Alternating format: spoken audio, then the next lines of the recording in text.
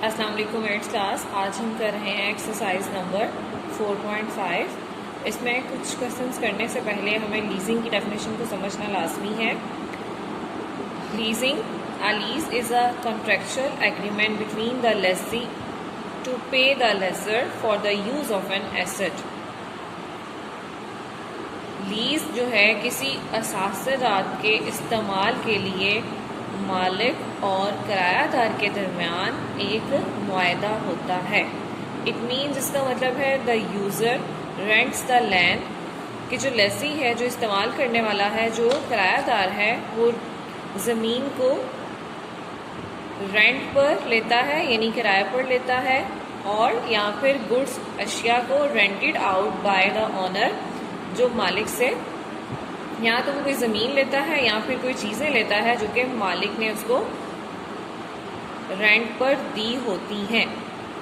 आसान लफ्ज़ों में इसको समझने के लिए हम चलते हैं लीज़ की डेफिनेशन की तरफ। यहाँ पे लेसी का क्या मायनी है, यहाँ जो यूज़र होता है यानी किराए या ठेके पर देने वाला, वो लेसी कहलाता है, ठीक है। और लीज़ का लफ्ज़ी मायनी क्या है, ठेके या किराए पर देना, ठीक है।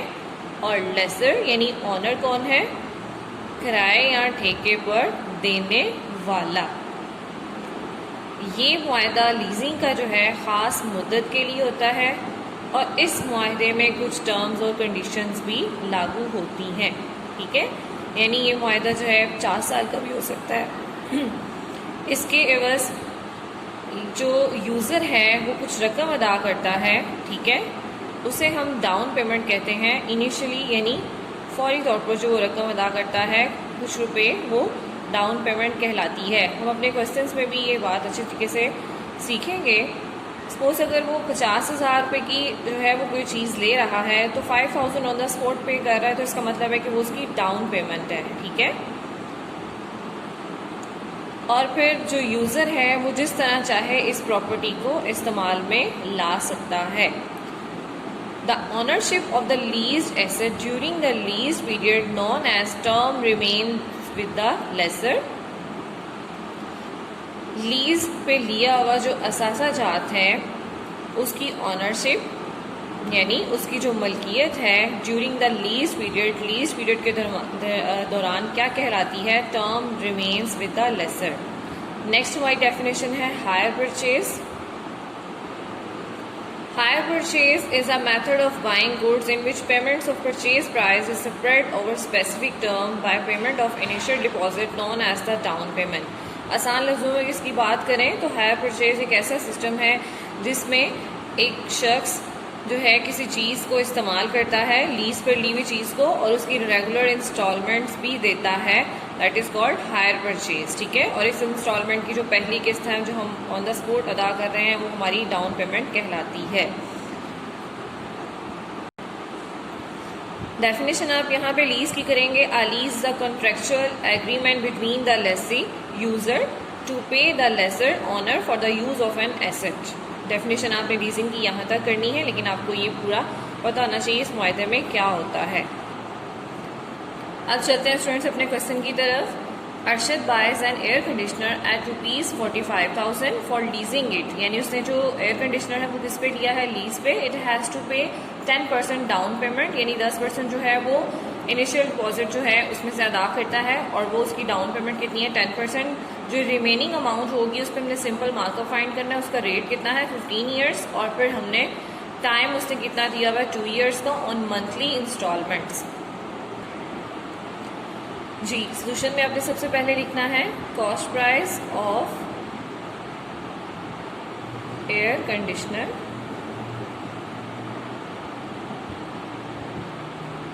कितनी है, 45,000। डाउन पेमेंट कितनी है,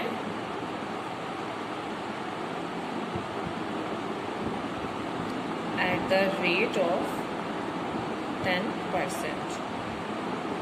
45,000 मल्टीप्लाई 10% का मतलब 100 डिवाइडेड बाय, इसको सिंप्लीफाई करें तो आपके पास रुपीज़ आ जाएंगे 4500। ये आपकी डाउन पेमेंट है। अब आपने रिमेनिंग अमाउंट निकालनी है। रिमेनिंग अमाउंट किस तरह से आएगी?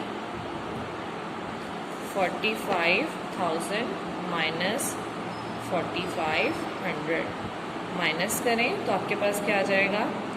45,000 में से 4500 माइनस करें तो आपके पास आएगा 40,500।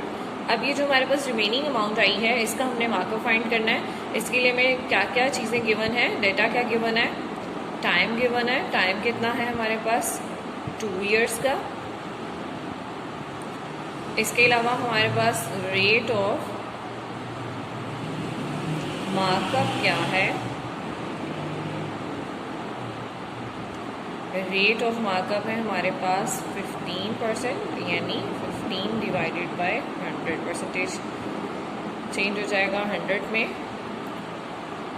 अब आपके पास ये जो रिमेनिंग अमाउंट है ये यहाँ पे रोल प्ले करेगी प्रिंसिपल अमाउंट का। टाइम भी आ गया, रेट ऑफ मार्कअप भी आ गया। अब हमें फाइंड करना है यहाँ पे मार्कअप। मार्कअप फाइंड करने के लिए फॉर्मूला क्या होता है हमारा? P multiply by R multiply by T। अब P हमारा यहाँ पे क्या है? प्रिंसिपल अमाउंट, यानी जो रिमेनिंग अमाउंट थी 40,500। रेट कितना था? 15 डिवाइडेड बाय 100 मल्टीप्लाई टाइम कितना था? 2 ईयर्स। इसको सिंप्लीफाई करना है।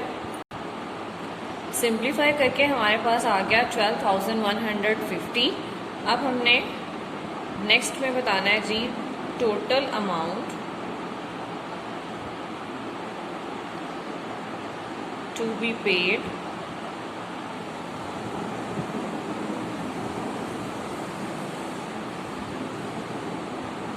इन 2 ईयर्स। इसके लिए आप अपनी रिमेनिंग अमाउंट और जो आपका मार्कअप आया है 12,150 इसको ऐड करें तो 2 साल में ये अमाउंट है जो आपने पे करनी है। अब हमें फाइंड करनी है मंथली इंस्टॉलमेंट।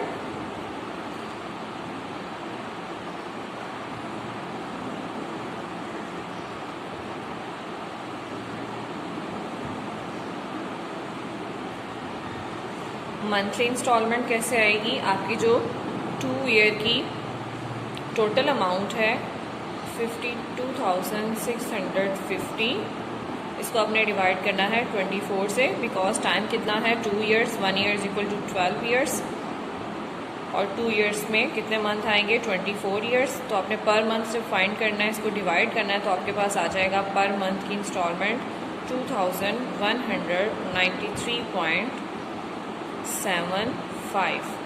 ठीक है जी। अब ये अमाउंट थी आपकी जो रिमेनिंग अमाउंट थी और मार्कअप था। अब आपने इस अमाउंट में जो आपके पास आई है टोटल अमाउंट 2 ईयर्स की, इसमें आपने अपना डाउन पेमेंट की वैल्यू भी ऐड करनी है।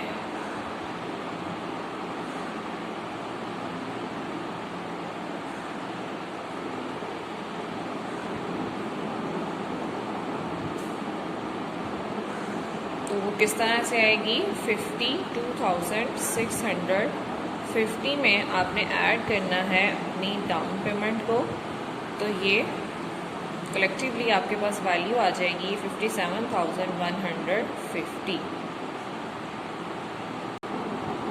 नेक्स्ट क्वेश्चन है स्टूडेंट्स, अब bank gets a piece of land on lease for 5 years. Bank ने एक ज़मीन का टुकड़ा जो है वो 5 साल के लिए लीज पर लिया है।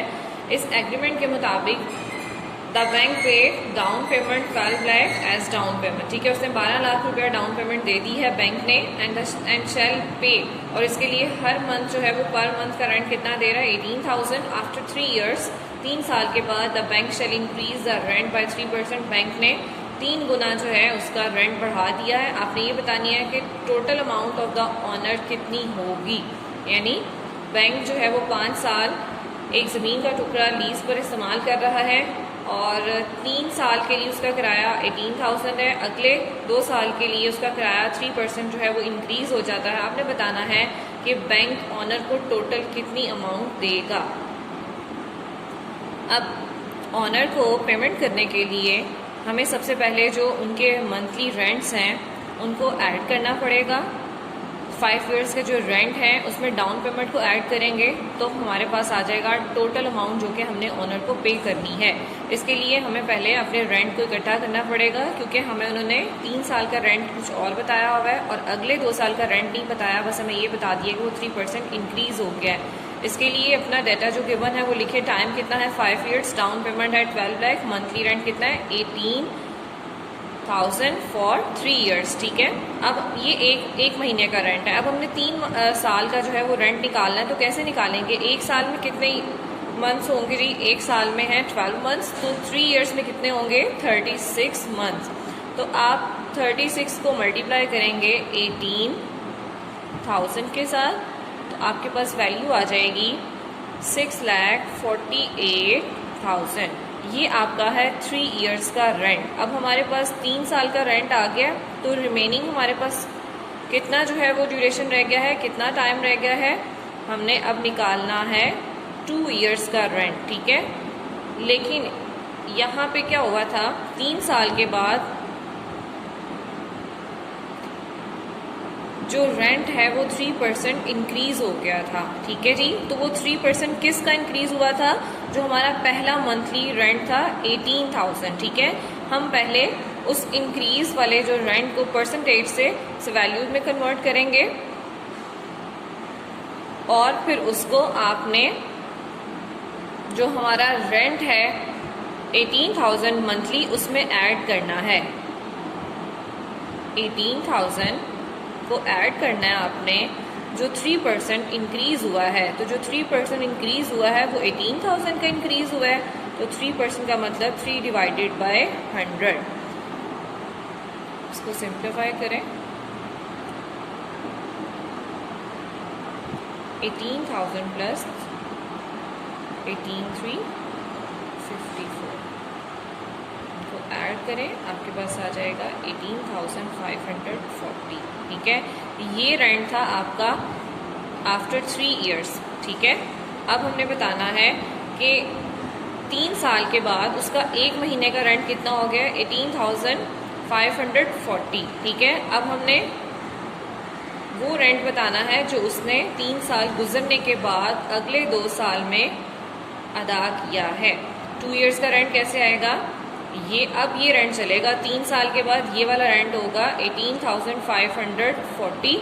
इसको आपने मल्टीप्लाई करना है 24 के साथ, तो आपके पास वैल्यू आ जाएगी 18,540 को 24 से मल्टीप्लाई करके आया 4,44,960। ये आ गया है आपका रेंट फॉर 2 ईयर्स।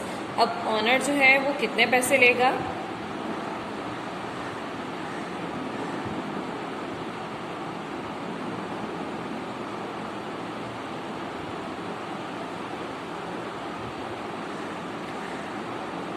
पहले 3 ईयर्स का रेंट था हमारे पास 6,48,000।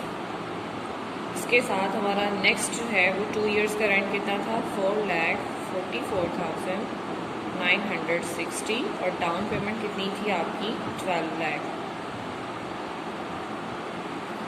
इन सबको ऐड करें, आपके पास वैल्यू आ जाएगी 22,92,960 रुपीज़ ऑनर लेगा। नेक्स्ट क्वेश्चन है, Saeed invest ₹12,000 at rate of 8.1/2% per year profit. How much the amount be after 2 years and 6 month? यानी 2.5 साल के बाद उसके पास कितनी रकम होगी? प्रिंसिपल अमाउंट हमारा है 12,000, रेट ऑफ प्रॉफिट है 8.1/2%।